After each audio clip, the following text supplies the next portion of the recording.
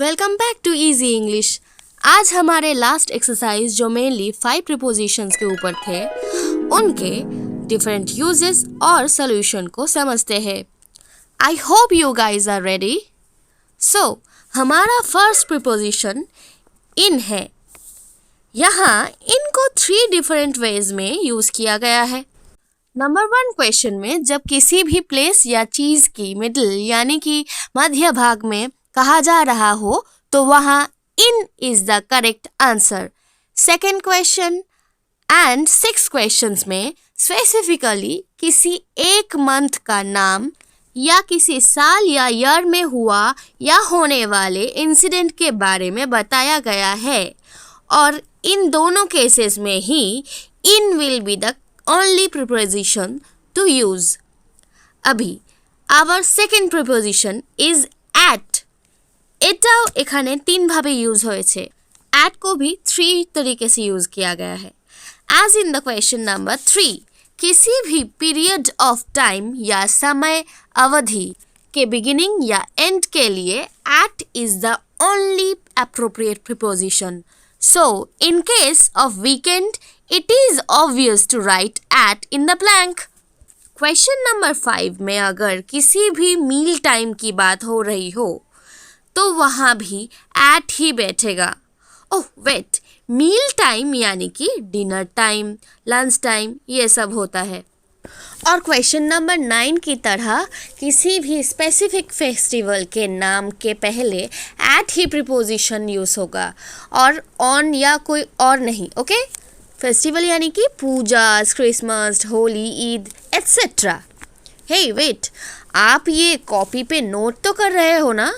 क्योंकि ऐसा करने से आपकी तीनों सेंसेस वाचिंग, लिसनिंग और टचिंग एक साथ आपकी लर्निंग को परमानेंटली आपके ब्रेन में लॉक कर देगी। हमारा नेक्स्ट प्रीपोजिशन है ऑन। तो यहाँ जब भी क्वेश्चन नंबर 4 और 7 की तरह किसी स्पेसिफिक डेट जैसे कि 2 अक्टूबर या किसी स्पेसिफिक डे जैसे कि संडे, मंडे हो तो वहाँ एक लौता प्रीपोजिशन ऑन ही बैठेगा।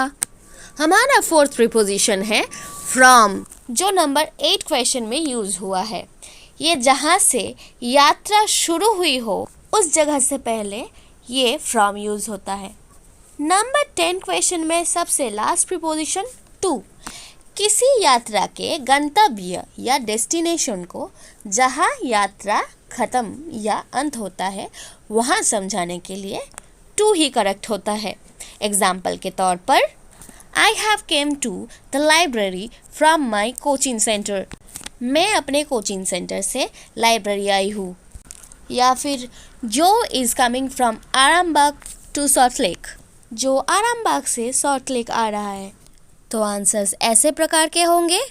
Number 1, we saw a house in the middle of the forest. Number 2, the stadium will be open to the public in April. The library will be closed at the weekend. Gandhiji was born on 2nd October. Number 5, I love to watch TV at dinner time. Number 6, Swamiji went to America in 1893. Number 7, the salon is closed on Sunday. Number 8, she will come from London to Kolkata by flight. Number 9, he usually meets his relative at the pujas. And number 10, they came to Germany last month. I was asked one excellent question. That is, 10th question में answer from क्यों नहीं होगा? Very good. See, comes from का मतलब किसी origin या किसी के source को समझाना होता है। उदाहरण स्वरूप, एग्जाम्पल के तौर पे, Shalini comes from a wealthy family. They come from another planet और they came from another planet, यानी कि वो इस दुनिया के ही नहीं है, दूसरे दुनिया से आए हुए हैं। शालिनी एक wealthy family यानी कि एक दौलतमंद परिवार से है।